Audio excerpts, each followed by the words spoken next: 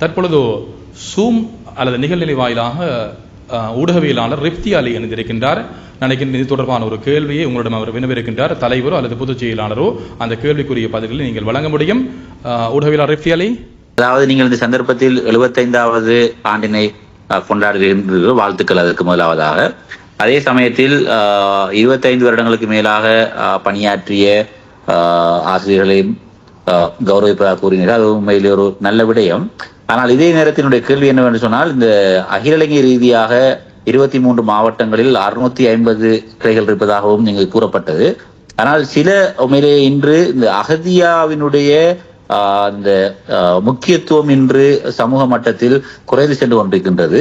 இதனை கட்டியெழுப்பதற்காக வேண்டி நீங்கள் எவ்வாறான முயற்சிகளை இந்த அகதியா சம்மேளனம் எதிர்காலத்தில் மேற்கொண்டு வருகின்றனர் அல்லது இப்போது மேற்கொண்டு வருகின்றீர்கள் என்ற விடயமும், அதே நேரத்தில் குறிப்பிட்ட சில பிரதேசங்களில் அதாவது இந்த பிரிவினாக்கள் செல்வதற்காக வேண்டி ஞாயிற்றுக்கிழமைகளில் கட்டாய விடுமுறை, அதாவது மேலதிக வேறு எந்த மேலதிக வகுப்புகளும் நடத்தப்படாமல், ஏன்னா முஸ்லிம் பிரதேசங்களில் அப்படியான விடயங்கள் இடம்பெறாமல் மேலதிக வகுப்புகள் இடம்பெற்றுக் கொண்டிருப்பதன் காரணமாக இந்த அகதியா பாடசாலைகளுக்கு மாணவர்கள் பங்கேற்பது மிகவும் குறைவாக இருக்கின்றது.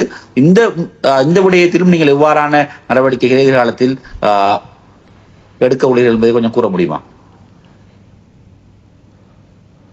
நான் நினைக்கின்ற இரண்டு கேள்விகளுக்கும் தலைவரோ அல்லது பொதுச் செயலாளரோ இந்த கேள்விக்கு சுருக்கமான முறையில் நீங்கள் பதில்களை வழங்க முடியும். ஜஸாக்கல்லாஹ் ஹைரன். நல்ல ஒரு கேள்வி, நல்ல ஒரு சந்தர்ப்பம் எங்களுக்கு அதை தெளிவுபடுத்துறதுக்கு. இந்த பிரச்சனைகள் எங்களுக்கு தெரியும். நாங்கள் அதுக்குரிய வேலைகளை செய்து கொண்டிருக்கிறோம். குறிப்பாக முஸ்லீம் தஹம்பாசலி அகதியாக்களுக்கு மட்டுமல்ல, நாட்டில் உள்ள 4 விதமான தஹம்பாசல சாலைகளுக்கும் இந்த ஞாயிற்றுக்கிழமை நாட்களில் நடக்கின்ற டியூஷன் வகுப்புகள் ஒரு பிரச்சனையாக இருக்கிறது. பிள்ளைகள் குறைவதற்கு அது ஒரு முக்கியமான காரணமாக இருக்கிறது. இதற்கு தீர்வாக அரசு மட்டத்தில் பல கலந்துரையாடல்கள் நடைபெற்றன. இந்த ஞாயிற்றுக்கிழமை நடைபெறும் டியூஷன் வகுப்புகளை தடை செய்ய வேண்டும் என்று எல்லாம் பேசப்பட்டாலும் அதுகளை நடைமுறைப்படுத்துவதில் பல சவால்கள் இருக்கிறது. அது அரசு மட்டத்தில் கலந்துரையாடி வருகிறார்கள். அது ஒரு பொதுவான பிரச்சனை. நாங்களும் இந்த அகதியாக்களில் பிள்ளைகளை வருகையை ஊக்குவிப்பதற்காக பல்வேறான முயற்சிகளை மேற்கொண்டு வருகிறோம். அகதியாக்கள் வெறுமனே பாடங்களை மட்டும் போதிக்காமல் பிள்ளைகளுக்கு தேவையான கலாச்சார நிகழ்வுகளையும் ஏற்பாடு செய்கின்றோம். அவர்களை சுற்றுலாக்கள் அழைத்து செல்கின்றோம், விளையாட்டுப் போட்டிகள் நடத்துகின்றோம். அகதியாக்களுக்கு இடையில், பாடசாலைகளுக்கு இடையில், அதை போன்று மாவட்டங்களுக்கு இடையில் எல்லாம் போட்டிகள் நிகழ்ச்சி நடத்துகிறோம். இந்த நிகழ்ச்சிகள் ஊடாக பிள்ளைகளுக்கு மத்தியில் ஒரு உத்வேகம் ஏற்பட்டு அகதியாக்களுக்கு வர வேண்டும் என்ற நோக்கத்தில் நாங்கள் அதனை செய்து வருகிறோம். நீங்கள் குறிப்பிட்டது போல் அந்த உலக கல்வி அல்லது பாடசாலை கல்விக்கு முக்கியத்துவம் வழங்கி பெற்றோர்கள் அகதியா பாடசாலைகளுக்கு பிள்ளைகளை அனுப்புவதில் கவனம் குறைவாகத்தான் இருக்கிறார்கள். நாங்கள் உண்மையிலேயே இந்த 75வது ஆண்டு நிறைவை கூட பிரமாண்டமான முறையில் நடத்துவதற்கு ஒரு காரணம் இந்த அகதியா பற்றிய விழிப்புணர்வு மக்கள் மத்தியில் போயிட்டு மக்கள் அதை ஏற்றுக்கொண்டு அகதியாக்கள் தங்கள் பிள்ளைகளை அனுப்ப வேண்டும் என்று ஒவ்வொரு ஞாயிற்றுக்கிழமையிலும் 3 அல்லது 4 மணித்தியாலங்கள் தான் இந்த அகதியா நடைபெறுகிறது.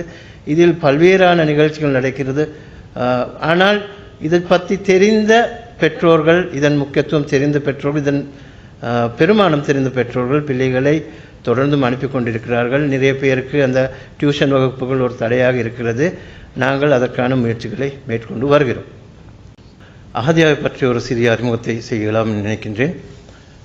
இந்த நாட்டில் 4 மதத்தவர்களும் ஞாயிற்றுக்கிழமை பாடசாலைகள், பௌத்த தஹம்பாசல், கிறிஸ்டியன் சண்டே ஸ்கூல், தமிழ் அறநெறி பாடசாலை, அதேபோல் முஸ்லிம்களுக்காக அகதியா பாடசாலைகள் என்று 4 மதத்தவருக்கும் பொதுவான விடயமாக இது காணப்படுகிறது. 1951ஆம் ஆண்டு சட்டத்தரணி MH அப்துல் அசீஸ் அவர்கள் ஊடாக இந்த அகதியா பாடசாலைகள் ஆரம்பிக்கப்பட்டது. காலியில் முதலாவது அகதியா ஆரம்பிக்கப்பட்டது. பின்னர் அது நாடு பூராவும் விருத்தி செய்யப்பட்டு இப்பொழுது 23 மாவட்டங்களிலும் 650 அகதியாக்களுக்கும் மேல் இயங்கிக் கொண்டு இருக்கிறது.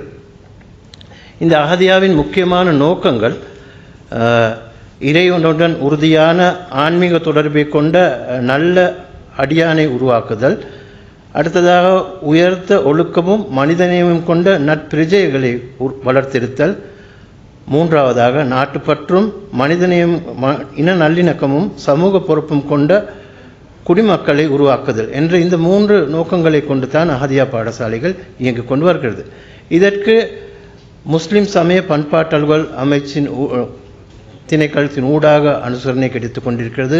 அவர்கள் தான் இதை பதிவு செய்கிறார்கள் அஹதியா பாடசாலைகளில். அதே போன்று இலங்கை பரீட்சை திணைக்களம் ஊடாக 2 பரீட்சைகள் நடைபெறுகிறது. அதுவும் ஒரு அங்கீகாரமாக அஹதியா இறுதிச் சான்றிதழ் பரீட்சை, அடுத்தது தீனியா தர்மாச்சாரிய பரீட்சை நடைபெறுகிறது.